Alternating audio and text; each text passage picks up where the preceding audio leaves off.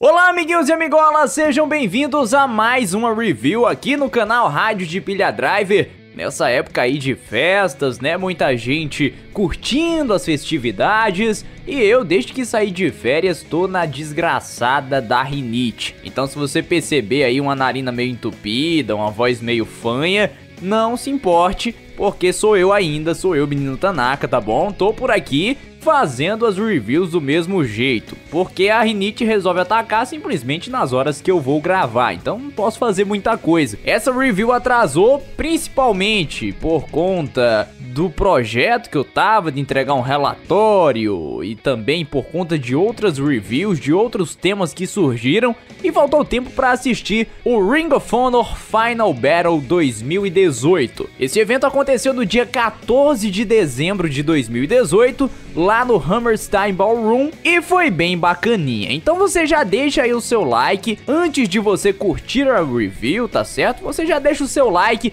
porque depois você sai do vídeo, né? Você se revolta com alguma coisa, sai, né? Perde o foco e esquece de deixar o like aí. E acaba que a outra galera que poderia ver, receber esse conteúdo aí, não recebe nos recomendados. E aí, você vai conviver com essa culpa? Não vai, né? Então vamos lá, vamos diretamente pro evento ROH Final Battle 2018, comentado por Ryan Riccaboni e o grande Colt Cabana. Toda aquela festa bonita nos leva à primeira luta da noite, que foi uma singles match entre Kenny King e Eli Isom. O Kenny King conseguiu uma série importante de vitórias e chegou a desafiar o ROH World Champion Jay Lethal no mês passado, quase chegando a vencer o combate. E o Eli Isom, que chegou a ser parceiro do King em algumas ocasiões, fez uma boa demonstração de vitalidade nas derrotas para o Shane Taylor e para o Jeff Cobb e recebeu uma oportunidade de provar o seu ponto contra o Kenny King, só que não deu certo.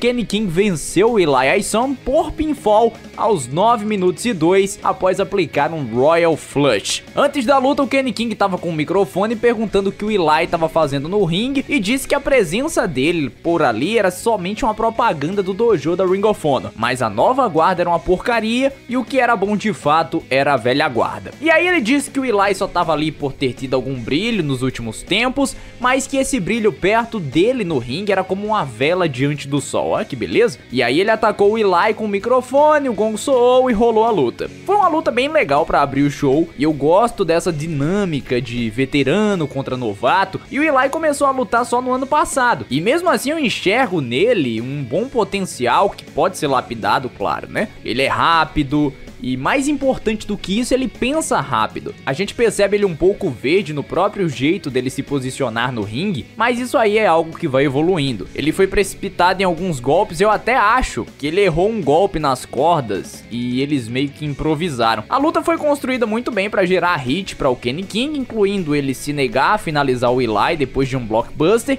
E dois momentos que eu quero destacar foram o Stunner puxando de um Dragon Sleeper do Kenny King, que eu achei bem legal, e a combinação de pinfall pós Gory Special do Eli. Para além disso, não muito, foi um bom combate de abertura no geral e trabalhou bem a proposta que eles apresentaram. Tanto que o final foi o Eli fazendo aquela passada básica, né, por cima do outro lutador. Você aprende nas primeiras aulas de wrestling, e sendo pego no finisher do Kenny. Achei legalzinha, mas não é algo que você vai construir o Kenny King pra ser um adversário do Jay Lethal, por exemplo. Vai dar em nada. Se essa foi a intenção, falharam, mas eu acho que não foi. Foi só pra dar uma oportunidade pro Eli e era o único oponente que poderia fazer isso. A segunda luta da noite foi pelo World Television Title, com Jeff Cobb defendendo o cinturão contra Adam Page. Essa foi a primeira aparição do Jeff Cobb em Final Battles e ele apareceu na Ring of Honor durante o Top Prospect Tournament, interrompendo lutas e dizendo que ele era o Top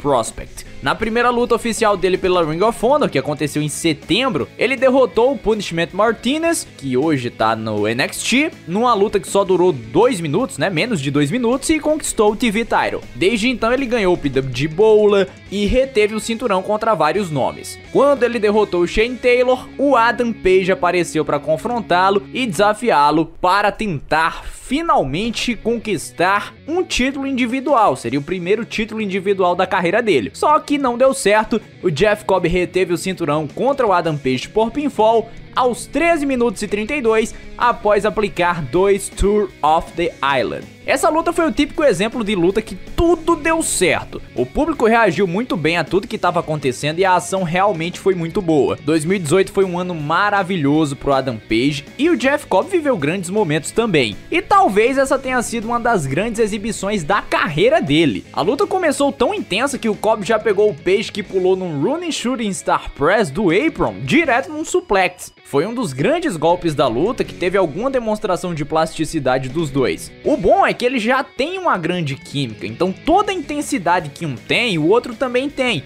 A força dos golpes, idem, a agilidade também. Uma grande defesa de cinturão do Jeff Cobb para estabelecer o reinado dele como TV Champion e para dar mais moral pro cinturão, além de ser um belo ponto de ignição para ele, pro Jeff Cobb, né, como um dos grandes nomes da empresa pro ano que vem. Uma luta recomendadíssima pra galera que curte o estilo dos dois. A terceira luta da noite foi a Woman of Honor World Title 4 Corner Survival Match. Com esse inglês de Piracicaba, a Sumi Sakai defendeu o cinturão contra Kelly Klein, Karen Kill e Madison Rayne. No Final Battle do ano passado, anunciaram que um torneio ia ser realizado neste ano de 2018 para coroar a primeira Woman of Honor Champion. Sumi Sakai derrotou a Kelly Klein no Supercard of Honor em abril, encerrando a streak de 2 anos e meio dela sem ser finalizada e se tornando a primeira campeã, entrando pela primeira vez no Final Battle para defender o título.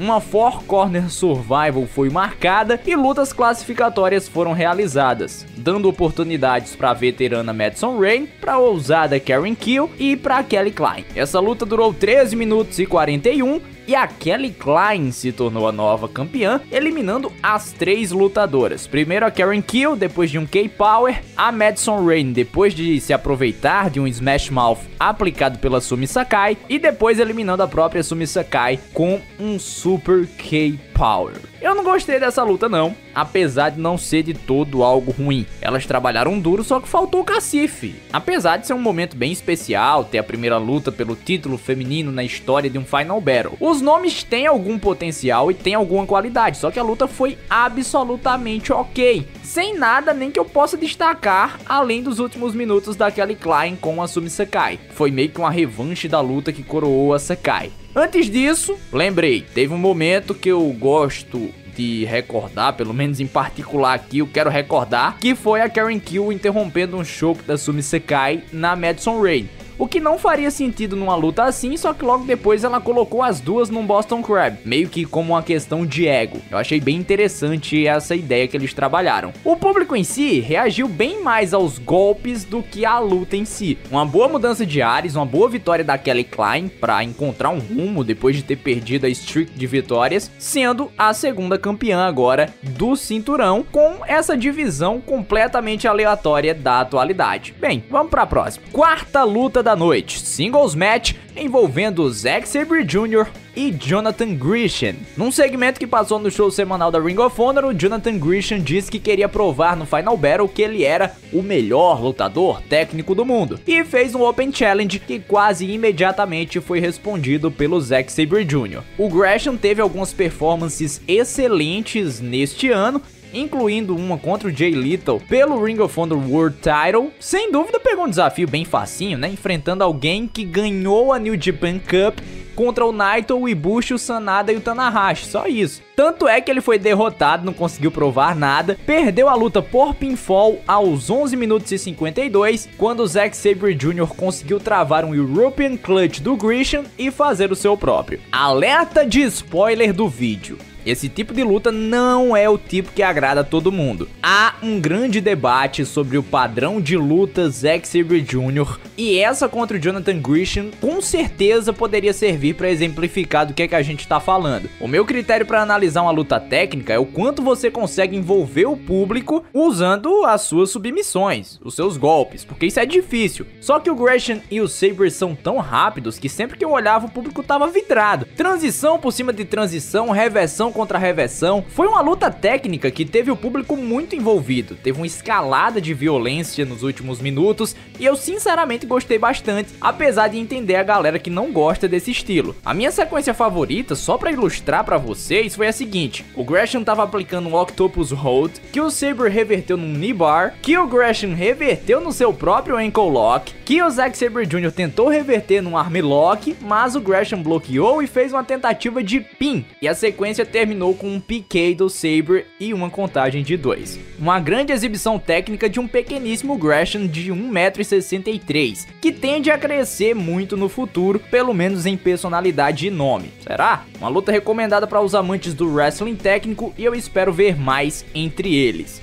Só que houve um probleminha com o Gresham depois dessa luta. Ele não participou das gravações da Filadélfia, e de acordo com informações do PW Torch, porque ele foi embora logo após a luta contra o Zack Sabre Jr. lá da arena. Por qualquer motivo que fosse, ele estava revoltado com a luta. O problema principal é que supostamente ele ia ter que interferir na luta do Jay Lethal com o Cody Rhodes mais tarde naquela noite. E aí deu toda aquela confusão e tal. Informações de lutadores independentes dão conta que ele é um rapaz extremamente complicado de se trabalhar quando se fala em planejar lutas, e isso talvez prejudique ele de ter um push na Ring of Honor. A próxima luta é uma singles match pelo Real World Title. Matt Taven, acompanhado do TK O'Ryan e do Vinny Marseglia da The Kingdom, defendendo o cinturão contra Dalton Castle, acompanhado de Brandon e Brent, a The Boys. A história dessa luta é que o Taven estava obcecado em derrotar o Dalton Castle desde que o Castle tava para defender o Ring of Honor World Title contra ele e não foi liberado medicamente. Depois eles se encontraram na Four Corner Survival, que coroou o Jay Lethal como campeão, e o Taven esteve com o Castle finalizado por 8 segundos, mas o juiz estava distraído. Desde então ele se sente roubado e se declara como Real World Champion.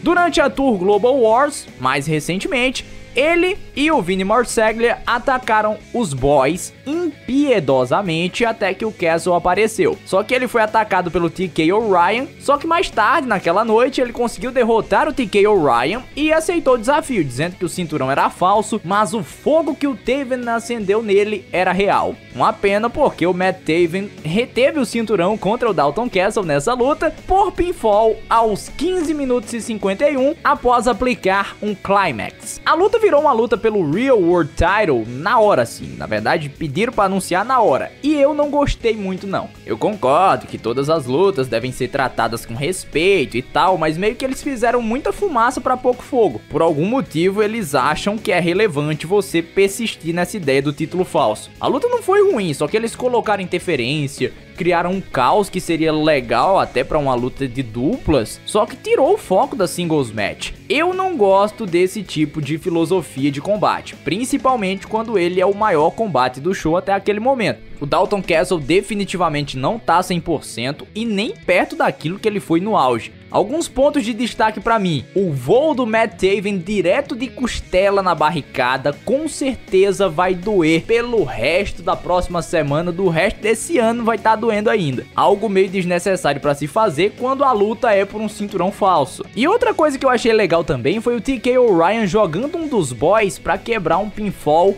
que tava rolando lá. Eu achei simplesmente muito legal. Não deve ter sido muito legal para o boy, mas foi legal de se ver. No geral, uma luta legal que pecou, talvez por ter durado muito. E eu não gostei principalmente por esse motivo. A próxima luta é pela One Contendership pelo Ring of Honor World Title. The Villain Marty Scurll defendendo a sua oportunidade de enfrentar o campeão Jay Lethal contra The Fallen Angel Christopher Daniels. O Marty Scurll ganhou o Survival of the Fittest, eliminando o Christopher Daniels por último e adicionando mais uma vitória contra ele ao seu histórico. Com isso, ele conquistou uma oportunidade pelo cinturão principal e tá aí esperando. As ações do Daniels fizeram com que o Joe Koff dissesse que ele não ia mais renovar os contratos da SCU, então ele precisava de uma vitória contra o Marty Scurll para ter uma sobrevida contratual e pelo menos mais uma luta pela Ring of Honor. Coisa que não aconteceu porque o Marty Scurll venceu por submissão aos 17 minutos e 35 segundos com um Chicken Wing. Essa luta eu achei interessante interessante principalmente por conta de uma carreira estar em jogo junto com a oportunidade pelo cinturão,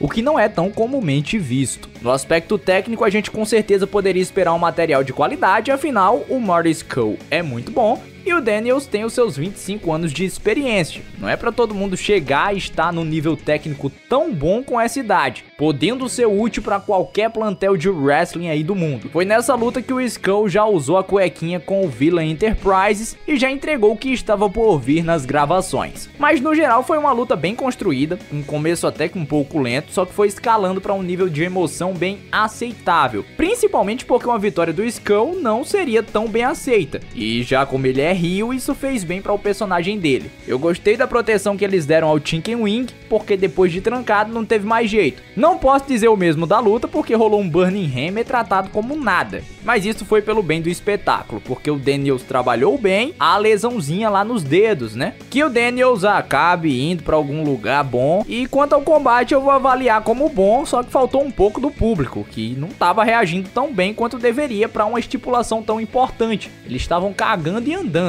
se o Daniels ia sair da empresa se perdesse ou não. Não estavam preocupados com isso não. Só que depois da luta, quando o Daniels estava lá saudando o público, o pessoal batendo palmas, thank you Daniels, o Bully Ray apareceu atacando ele pra desespero do pessoal, chamou o Flip Gordon pro ringue e o Flip veio do meio da galera com a bandeira dos Estados Unidos. Essas coisas fazem um pouquinho de falta nos dias de hoje. E lá vamos nós para o próximo combate, uma I Quit Match entre Flip Gordon e Bully Ray. No Supercard of Honor, o Bully Ray tentou dar um pile driver no cheeseburger, o que criaria problemas para a empresa lá na Louisiana, porque o golpe é proibido, tem comissão e o caramba, e o Flip Gordon apareceu para salvar, e isso provocou a ira do Bully Ray. No Best in the World eles se enfrentaram e o Flip ficou perto de ganhar, só que o Bully Ray foi desclassificado. No Death Before Dishonor, um Untables Match de duplas acabou com a pataquada do juizão, que não viu o Silas Young atravessar uma mesa e acabou dando a vitória pra ele e o Bully. Rolou até uma luta entre o Sandman e o Silas Young nessa história, que acabou com o Gordon tomando um Singapore Cane e Low Blow até umas horas. E então marcou-se a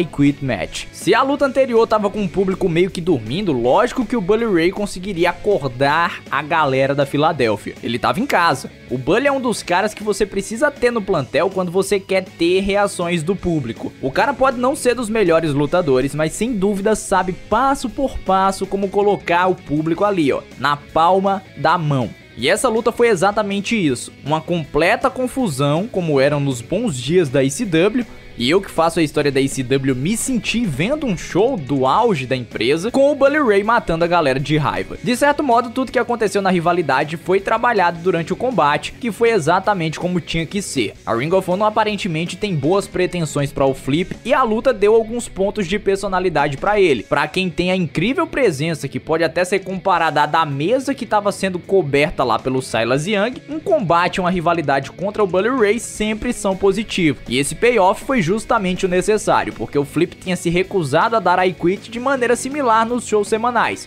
Isso é estabelecer a dureza dele e dar pontos de personalidade na minha visão. O melhor nessa história toda é que a tal da namorada dele é tão sem personalidade quanto ele. Meu Deus do céu, deu até pena. Parece aqueles casais que são negados assim, chega lá pra fazer o teste do casos de família e é negado porque não consegue atuar nem lá. Mas no final tudo acabou com um belo momento Mindê papai, com todo mundo tomando uma, e é uma bela maneira de começar as férias aí para o Flip Gordon. Mas falando da ação, uma luta recomendada pra galera que curtiu o estilo maluco da ECW. Quando interferências fazem sentido, elas são válidas, e isso que diferencia completamente essa luta de Matt Taven versus Dalton Castle na minha concepção. Aí o Caprice Coleman substituiu o Colt Cabana nos comentários, e vamos para a próxima luta deste evento, a defesa do Ring of Honor World Title do campeão Jay Lethal contra Cody. Essa foi a segunda vez em 3 anos que o Cody e o Lethal se encontraram no Final Battle. A estreia do Cody na Ring of Honor foi em 2016, nesse grande evento, quando ele conseguiu uma vitória de maneiras vis contra o Lethal. 6 meses depois ele viria conquistar o cinturão, né, o cinturão principal da empresa, só que ele terminaria o ano de 2017 perdendo o título para o Dalton Castle.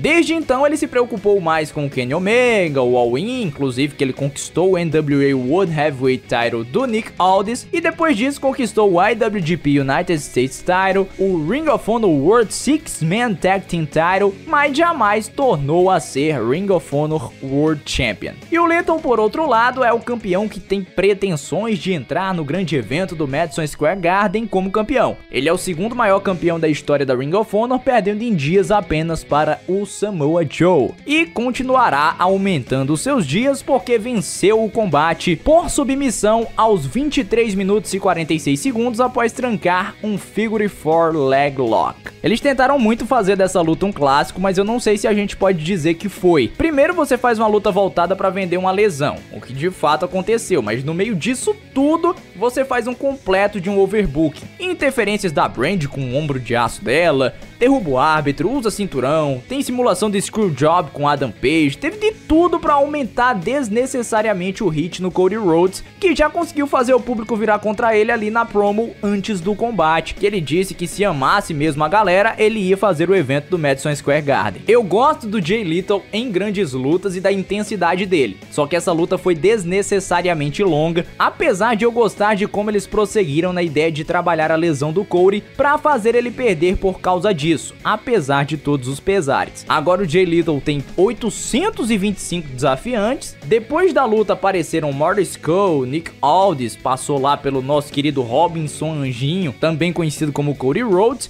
e eles vão ter que resolver isso aí no show semanal. E vão resolver, né, de acordo com spoilers. Por qualquer motivo que seja, eu julgo como interessante ver uma title versus title entre a Ring of Honor e a NWA. Não é nenhum problema você fazer parceria com eles, apesar da NWA hoje não ser rigorosamente nada além do jornal que enrola o pão. É só a história que passou e que tem uma serventia totalmente diferente de outrora. E vamos nós agora para o main event da noite. Olha só, Ladder War Match pelo World Tag Team Title da Ring of Honor, SCU, SoCal Uncensored de Frank Kazarian e Scorpio Sky, defendendo o cinturão contra The Briscoes, Jay Briscoe e Mark Briscoe, e Young Bucks, que são Matt Jackson e o Nick Jackson. A SoCal Uncensored conquistou o cinturão numa luta como essa, só que sem escadas. Como eu falei, o Daniel estava naquela cláusula, mas o Kazarian e o Sky também estavam. Então a vitória deles meio que mudou o curso da situação. Eles ganharam novos contratos. Então a Ring of Honor fez uma luta para decidir quem seriam os adversários deles no Final Battle, só que essa luta acabou em Double DQ. A SU apareceu e disse que a luta seria novamente uma Freeway, mas agora uma Ladder War. Marcou-se a luta e os Briscoes derrotaram a SoCal Uncensored e os Young Bucks para conquistarem o cinturão aos 22 minutos e 39 segundos. Essa foi a melhor luta do show, sem dúvida. Todo o tom de urgência, de violência, de ação sem parar,